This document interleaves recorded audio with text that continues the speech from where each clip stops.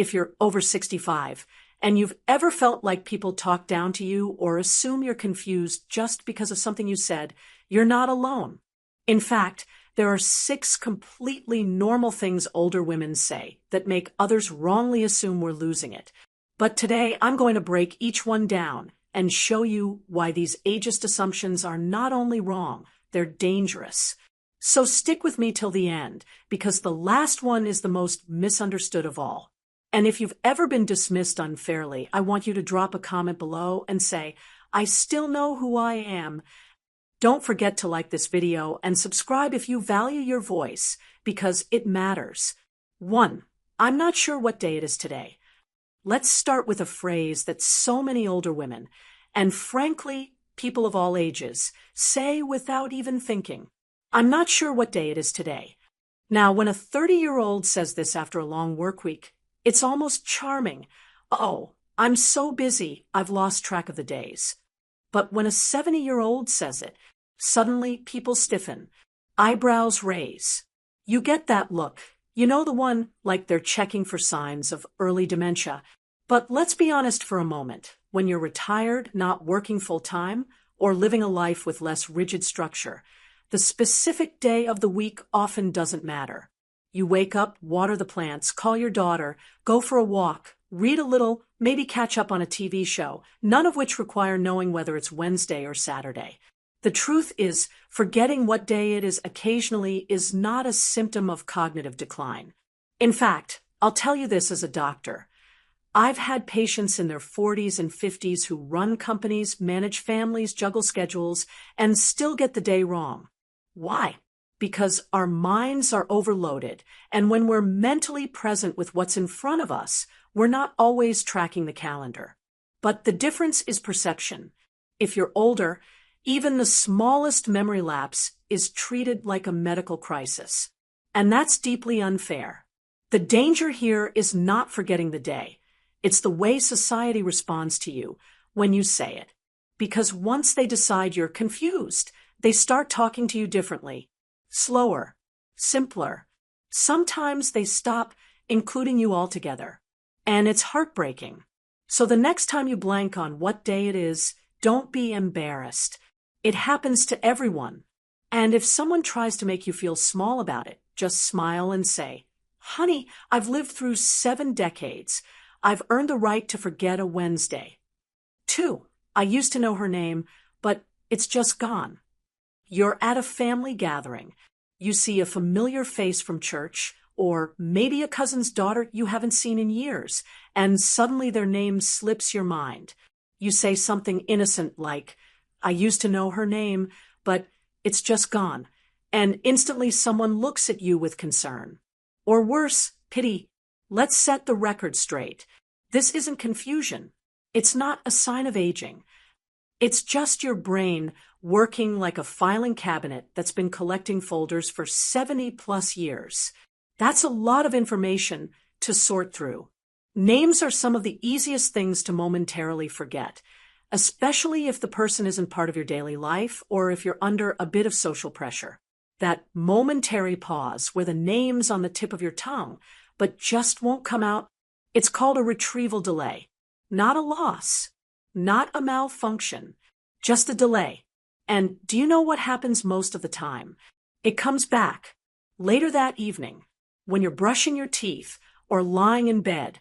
Suddenly, her name was Rachel. See, the file was there all along. Your brain just needed a minute to dust it off. Now, the problem isn't forgetting the name. It's how people react. Younger people might laugh it off if it happens to them. But if you do it, it becomes, are you okay? Have you seen your doctor lately? Do you think you should be driving?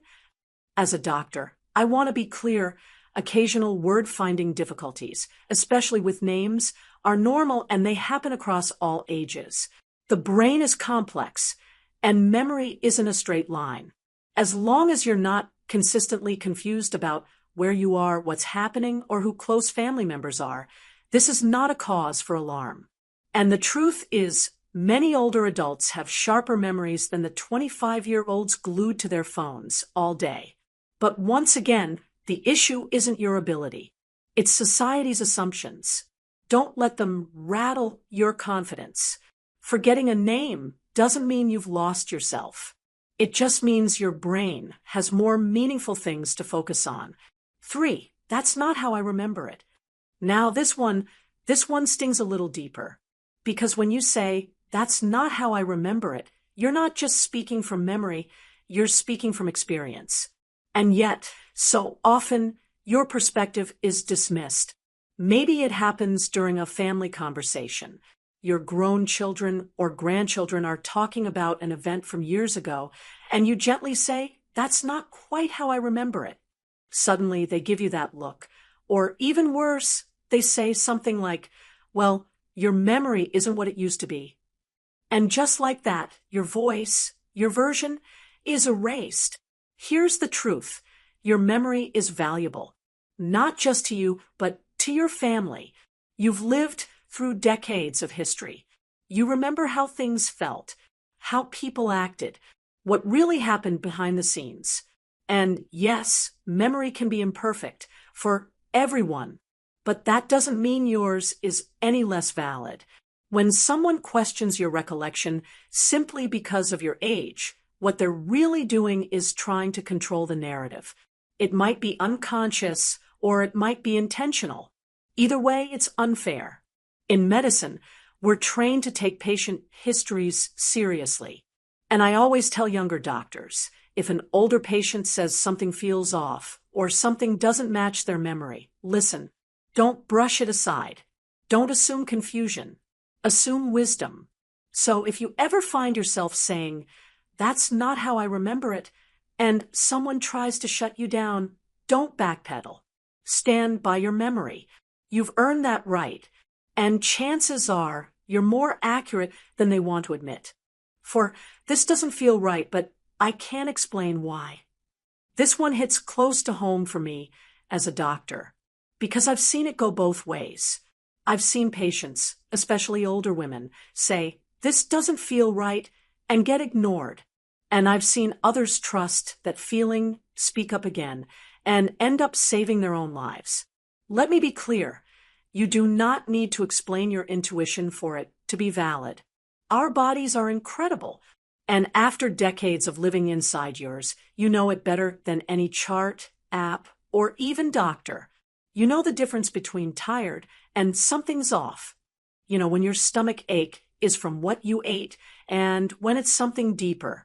You know when a person in the room gives you a bad feeling, even if they're all smiles. You know when a medical diagnosis feels incomplete. But here's what happens. You say, I don't know how to describe it. It just doesn't feel right. And they look at you like you're fragile, or overly anxious, or confused, especially if you're over 65, female, and not using medical terms. Let me tell you what I hear when a patient says that.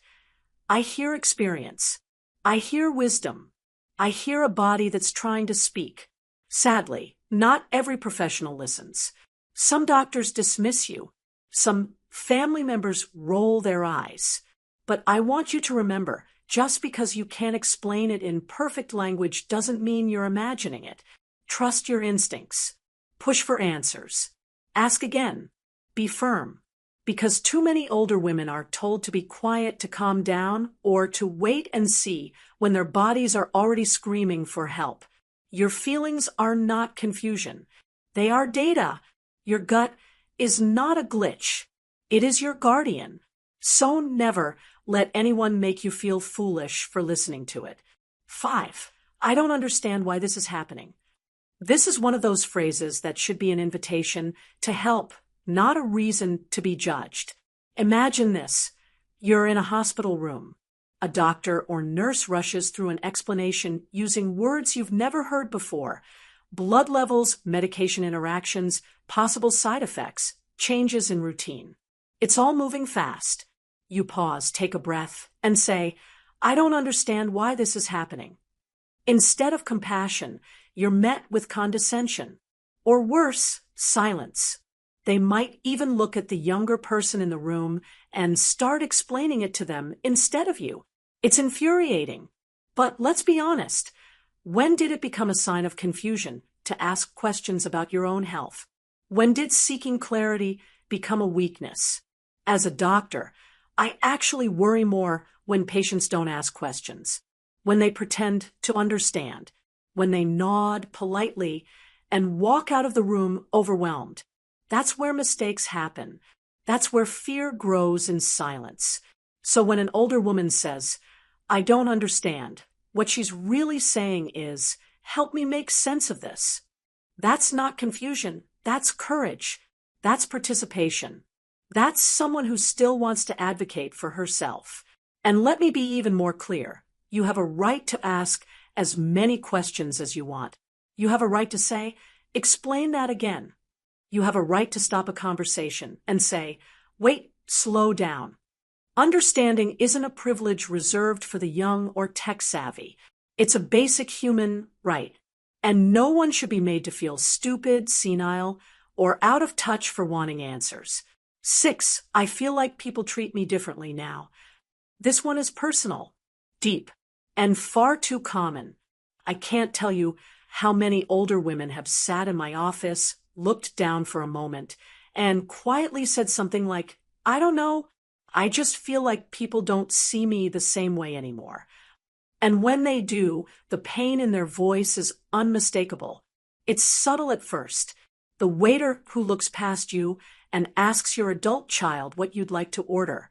The store clerk who speaks extra slowly, as if English isn't your first language, or as if you've forgotten how to use a credit card. The family member who explains your own finances to you like you're a child. And then there's the deeper stuff, people assuming you don't want to learn anything new, assuming you're stuck in your ways, assuming your voice doesn't matter anymore.